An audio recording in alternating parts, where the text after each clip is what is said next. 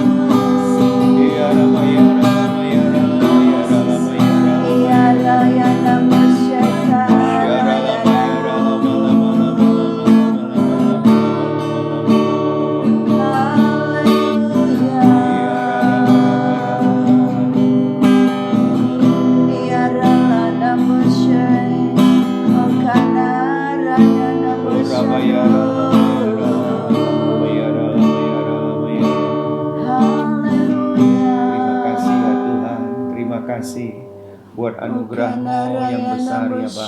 Terima kasih Bapa, terima kasih. Kami bersyukur Sebab buat Engkau segala Bapa yang kebaikan-Mu. setia bagi kami ya Bapa. Kami bersyukur Terima ya kasih Tuhan Tuhan. buat Terima kasih kasih penyertaan-Mu. Yesus. Terima kasih. Mari kita mengucap syukur Oh, kepada Tuhan. Sekadaraya Engkau Damu. baik Tuhan. Terima kasih Engkau buat segala baik. kebaikan-Mu. Oh, kadaralalamu sekadaralalamu syadaraya Damu. Terima kasih ya Tuhan.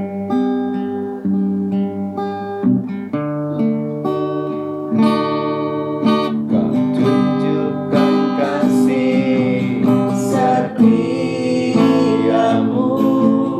Kau menyediakan yang ku perlu. Kau setia, kau mulia, tulus sekarang dan selamanya. Kau tunjukkan kasih setiamu. Kau menyediakan yang ku perlu. Kau setia, kau mulia, Bapa kau setia.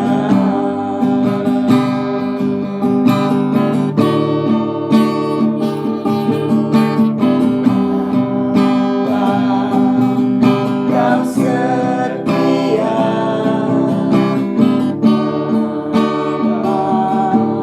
kau mulia, tenanglah jiwaku, aman bersamamu.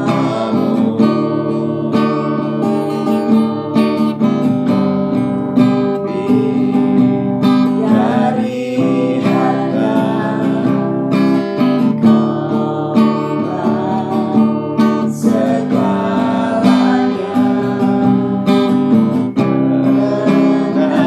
Tenanglah jiwaku dalam hadirat-Mu.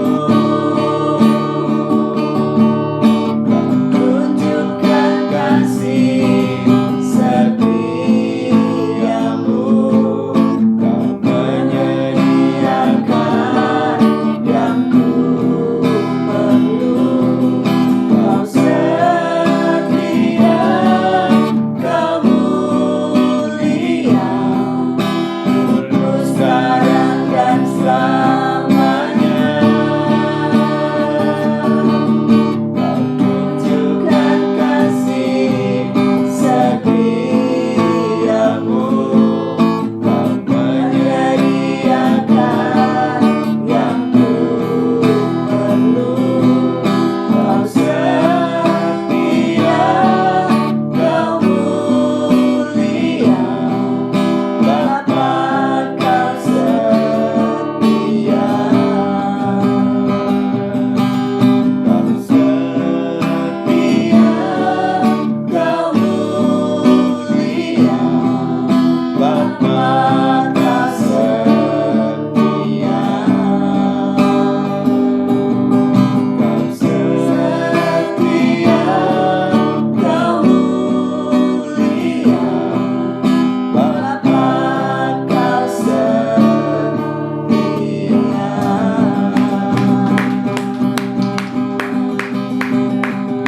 Ya Rama ya Rama ya Rama ya Rama. Ya Rama ya Rama ya Rama. Ya Rama ya Rama. Raya Damu. Ya Rama ya Ya Rama. Damu Ya Rama ya Rama ya Rama.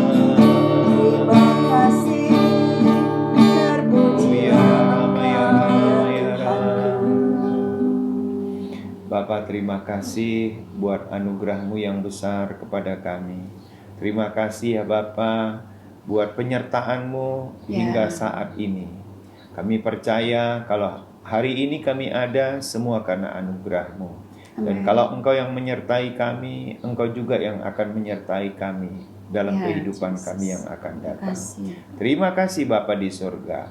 Kami rindu untuk belajar firman-Mu ini. Dalam nama Tuhan Yesus. Amin. Amin.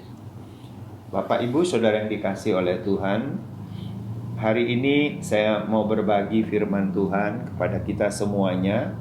Terambil dari 2 Petrus pasal yang ketiga, ayat yang ke-18.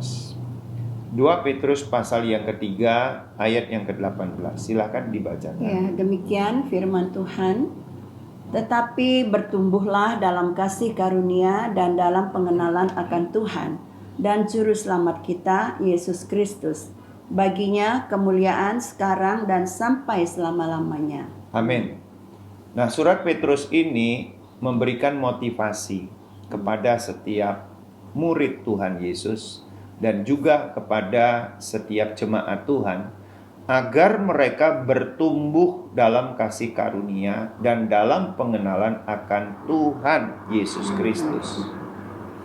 Nah, oleh sebab itu, untuk dapat bertumbuh, maka kita semua harus menjadi murid Tuhan Yesus. Amin. Yang setuju katakan amin. Amin.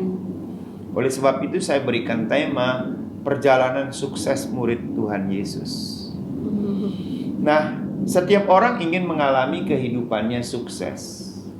Sukses dalam karir, dalam bisnis, dalam pendidikan, dalam keluarga. Nah, namun apa indikator sukses menurut mereka? Nah, apabila standar sukses adalah menurut dunia modern, itu akan dapat membawa kita ke dalam pencobaan yang menyesatkan. Ya. Sukses di sini bukan standarnya dunia modern, tapi sukses di sini standarnya adalah firman Tuhan. Tuhan ingin kita bertumbuh dalam kasih karunia dan dalam pengenalan akan Tuhan. Itu adalah perjalanan sukses daripada seorang murid Tuhan Yesus. Bukan sukses seperti dunia ya. Bukan sukses dunia, secara prestasi, dunia modern. karir yang luar biasa, Betul. uang, materi. Bukan ukurannya materi atau sukses secara fisik seperti itu. Boleh-boleh saja sukses secara fisik dan secara materi. Namun apabila itu menjadi indikator, itu menjadi tolok ukur, maka begitu banyak orang mengalami stres, depresi. Malah banyak orang mengalami mati bunuh diri. Contoh ya, anak-anak muda di Korea Selatan itu banyak yang bunuh diri. Kenapa? Karena mereka merasa tidak mencapai sukses menurut harapan mereka. Nah, jadi kalau kita memandang salah di dalam sukses itu, akibatnya akan membawa kita ke dalam berbagai pencobaan yang menyesatkan. Nah, jadi Tuhan itu memanggil kita untuk menerima anugerah keselamatan. Apakah kita menerima panggilan itu? Kalau menerima, kita percaya kepada Tuhan Yesus. Tapi setelah kita diselamatkan oleh Tuhan Yesus, apakah kita mau diperlengkapi dengan pengajaran dari Tuhan Yesus Kristus? Untuk dapat diperlengkapi, maka kita harus menjadi murid Tuhan Yesus. Alkitab mencatat, pergilah dan jadikanlah semua bangsa muridku. Alkitab tidak mengatakan supaya setiap bangsa itu menjadi jemaatku, tidak begitu, tapi menjadi muridku. Nah, di dalam Alkitab ini kata murid adalah seorang pengikut. Dalam bahasa Ibraninya itu limut, dalam bahasa Yunaninya matehes, dalam bahasa Inggrisnya disciples. Nah, ini kan kaget kita kan. Kenapa dalam bahasa Inggrisnya disciple? Bukan student. Nah, disciple itu ada unsur disiplin, tunduk, taat, setia.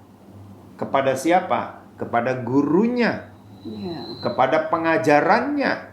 Sedangkan student itu belum tentu dia itu memiliki apa? Penundukan diri, ketaatan, kesetiaan kepada gurunya dan pengajarannya. Murid itu menerima pengajaran dan mendapatkan pelatihan dari gurunya atau orang lain. Bahkan seorang murid itu mengikuti gaya gurunya. Ya, ada murid itu yang suka meniru gaya gurunya. Sampai-sampai gaya hidupnya pun ditiru gaya hidup gurunya.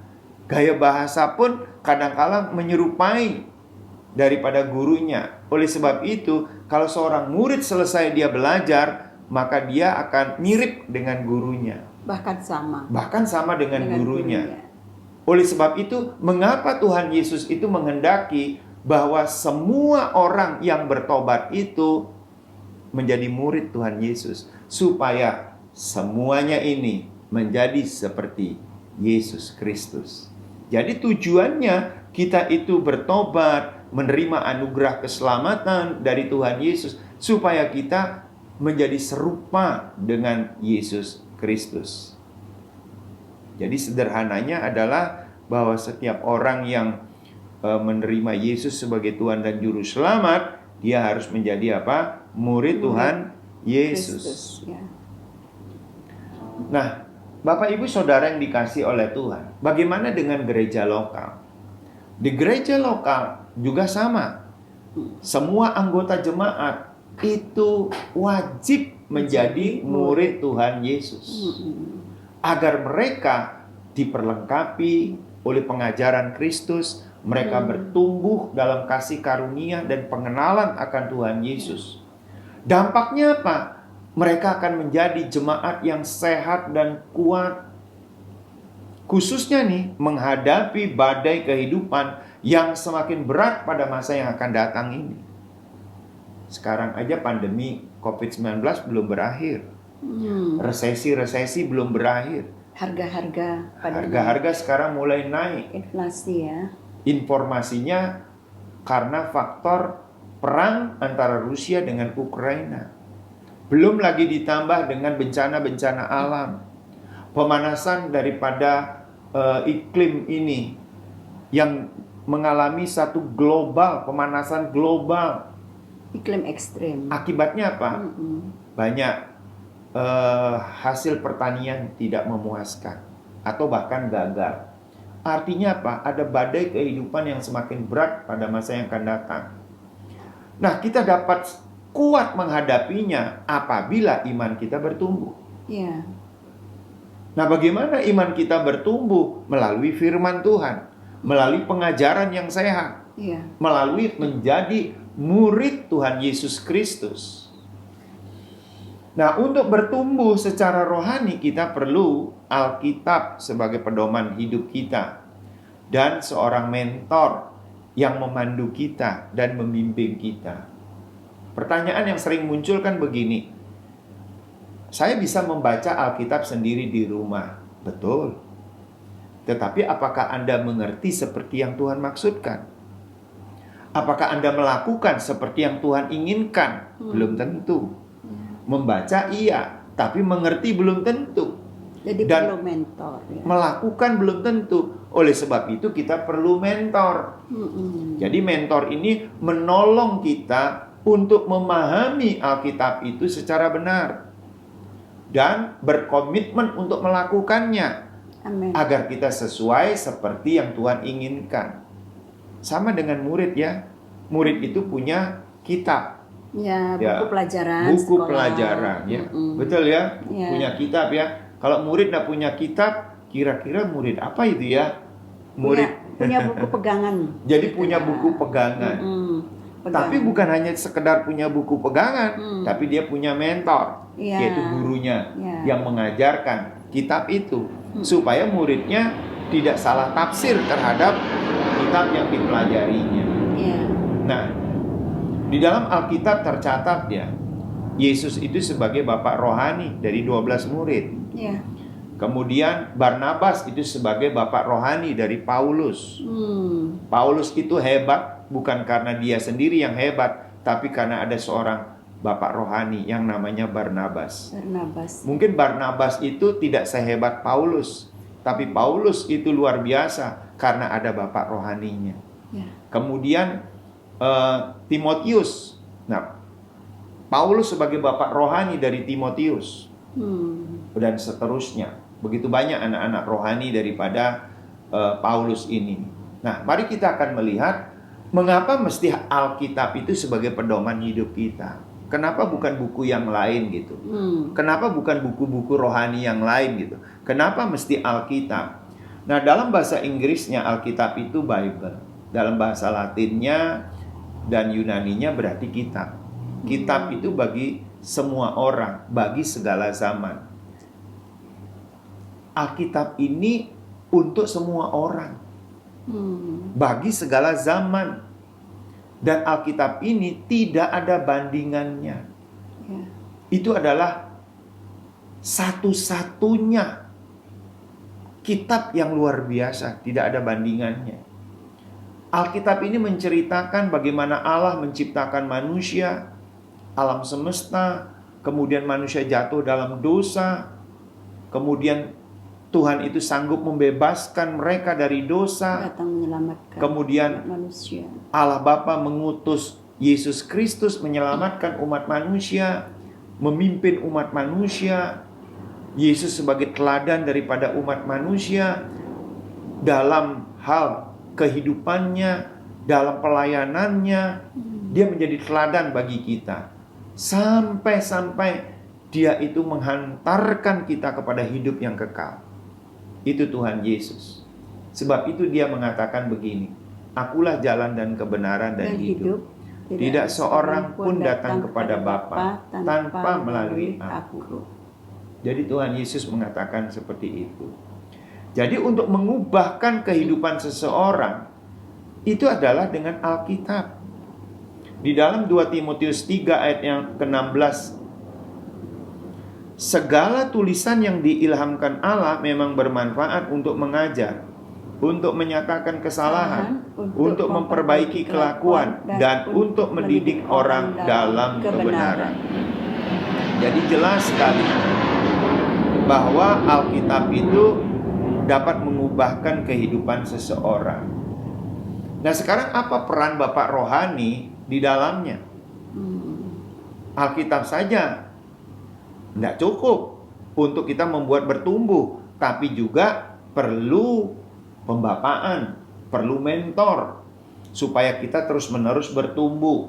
Nah, Bapak rohani ini mempunyai hubungan, chemistry, antara Bapak dengan anak. Sehingga apa? Melalui peran Bapak, itu dapat menumbuhkan anak-anak rohaninya. Kalau saya boleh rumuskan, peran Bapak rohani terhadap anak rohaninya adalah seorang Bapak itu akan mendewasakan anak-anak rohaninya untuk menjadi murid Kristus Yesus. Contoh di dalam Alkitab, selesai Petrus berkhotbah di depan begitu banyak orang, apa yang terjadi? 3.000 orang bertobat. Dan mereka dibaptis. Tapi setelah itu apa yang terjadi? Murid-murid Tuhan Yesus, para rasul, memuridkan daripada orang-orang ini. Nah, ini yang luar biasa. Jadi setelah pertobatan itu, murid-murid Tuhan Yesus yang sudah dipenuhi oleh Roh Kudus itu memuridkan jiwa-jiwa yang baru ini. Adakah kita memiliki sikap seperti itu? Nah, yang kedua, peranan Bapak rohani apa? Mengarahkan setiap anak-anak rohaninya untuk melakukan amanat agung. Pergi, baptis, kemudian apa? Ajar mereka. Pergi untuk apa? Memberitakan Injil. Kemudian yang bertobat itu dibaptis. Kemudian mereka tidak sekedar hanya dibaptis, tapi mereka diajarkan pengajaran daripada Tuhan Yesus. Peranan yang ketiga adalah untuk mempersiapkan dan melatih anak-anak rohaninya menjadi apa? Penuai-penuai jiwa. Mereka mampu untuk memberitakan kabar baik kepada orang lain. Mereka juga mampu untuk memuridkan orang lain yang sudah bertobat tadi. Jadi Bapak rohani ini punya peran yang sangat kuat terhadap anak-anak rohaninya. Kemudian peran daripada Bapak rohani adalah agar anak-anak rohaninya itu menghasilkan buah. Amin. Seperti firman Tuhan, seperti keinginannya Tuhan. Bukan kamu yang memilih aku, tapi aku yang memilih kamu. Supaya kamu pergi dan menghasilkan buah. Supaya kamu berbuah, dan buahnya itu apa? Tetap. Wah, luar biasa. Nah, Bapak Ibu Saudara yang dikasih oleh Tuhan, jadi Tuhan itu ingin kita menjadi murid Tuhan Yesus. Tentu yang pertama supaya kita bertumbuh dalam kasih karunia dan pengenalan terhadap Tuhan Yesus. Tapi yang kedua adalah supaya kita juga menjadi seorang pemurid yang memuridkan. Tetapi yang ketiga adalah targetnya Tuhan, kita serupa dengan Yesus Kristus. Amin. Nah, oleh sebab itu maka kita semuanya menjadi murid daripada Tuhan Yesus. Amin. Kita punya buku pedoman-pedoman untuk itu, untuk membantu kita. Buku yang menuju kepada pertumbuhan demi pertumbuhan. Nah, mari siapkan hati kita. Biarlah hari ini kita ambil komitmen untuk kita semua menjadi murid Tuhan Yesus. Amin. Mari kita siapkan hati untuk kita berdoa kepada Tuhan agar kita dilembutkan hati kita oleh Tuhan. Kita tidak mengeraskan hati, karena banyak orang yang mengeraskan hati untuk tidak mau menjadi murid Tuhan Yesus. Mereka tidak mau dipantau, mereka tidak mau diajar, tapi biarlah hati kita lembut, hati kita mau diajar. Nah, nanti didoakan itu. Kemudian nanti saya akan berdoa untuk apa? Tuhan campur tangan terhadap penyelesaian COVID-19 di Indonesia, bahkan resesi-resesi, bahkan juga Tuhan campur tangan terhadap keamanan dunia ini dan bangsa yang kita cintai ini. Mari kita berdoa. Silakan.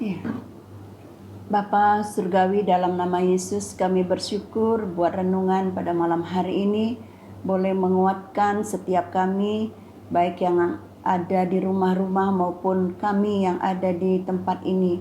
Kami percaya Tuhan, kuasa firman-Mu bekerja di dalam hati setiap umat-Mu pada malam hari ini. Amin. Dalam nama Yesus kami bersyukur Tuhan, Engkau sudah memilih kami. Amin. Engkau sudah menyelamatkan kami sehingga kami memperoleh hidup yang kekal. Amin. Dan juga Engkau Tuhan mendidik setiap kami untuk memiliki kualitas murid. Amin. Tuhan, jadikan setiap kami anak-anak-Mu yang percaya, yang ada bersama-sama kami di ruang mesbah doa keluarga ini ya Tuhan. Amin. Oh, berkomitmen untuk menjadi murid-murid Kristus. Amin. Yang mau diajar dan dididik oleh kebenaran firman Tuhan. Amin. Sehingga setiap kami memiliki bobot kasih yang lebih lagi kepada Tuhan. Amin. Kadar kasih kami lebih lagi kepada Tuhan. Biarlah setiap kami ya Tuhan sungguh-sungguh mau melakukan kebenaran. Tuhanlah yang memberikan kekuatan kepada setiap kami untuk hidup di jalan-jalan yang sudah Tuhan pimpin. Terima kasih ya Bapa, buat malam hari ini kami berdoa dan mengucap syukur. Amin. Mari kita sepakat berdoa untuk Tuhan campur tangan terhadap penyelesaian penanganan COVID-19 di negara kita masing-masing. Mari kita sama-sama berdoa. Bapa, Engkau yang campur tangan terhadap penyelesaian penanganan COVID-19 di bangsa kami. Tuhan, Engkau yang memberi hikmat kepada pemerintah kami untuk menangani COVID-19 dan resesi-resesi ini dengan cekatan ya Bapa. Bahkan masyarakat yang ada, mereka tidak mengeluh, mereka tidak menggerutu, tapi mereka menyadari dan ikut ambil bagian dalam penyelesaian ini ya Bapa. Amin. Demikian juga kami sepakat berdoa untuk keamanan bangsa kami dan juga bangsa-bangsa. Amin. Tuhan, Engkau yang campur Oh, tangan. kana boshe, Biarlah kana damai rana, Engkau boshe, berikan kana kepada rayana, Ukraina kana dan rayana. juga Rusia, Bapa. Ya Bapa, Bahkan bangsa-bangsa pulihkan lain negara yang ini mulai ya Tuhan. ikut-ikutan Ya di dalam Bapa. peperangan ini. Oh, kana Tuhan boshe, memberikan kana rayana. damai sejahtera Amin. buat setiap Amin. negara-negara ini, Ya Tuhan, pemerintahnya. kendalikan setiap Kendalikanlah mereka ya di dalam Tuhan. nama Yesus. Dan kami sangat Oh, percaya kana ketika boshe, Tuhan kana yang campur rayana, tangan, boshe, kana maka rayana. damai itu turun Ya. atas mereka. Amin. Amin. Dan penyelesaian yang terbaik itu akan terjadi atas Amin. mereka. Terima kasih ya Bapa buat doa-doa yang sudah kami panjatkan kepadamu. Ya, Kami sudah Yesus. menerima apa yang sudah kami doakan. Bahkan kami berdoa dari tempat ini Ya, bagi Yesus. Bapak Ibu Saudara yang ada di rumah, mungkin keadaanmu sedang sakit secara fisik.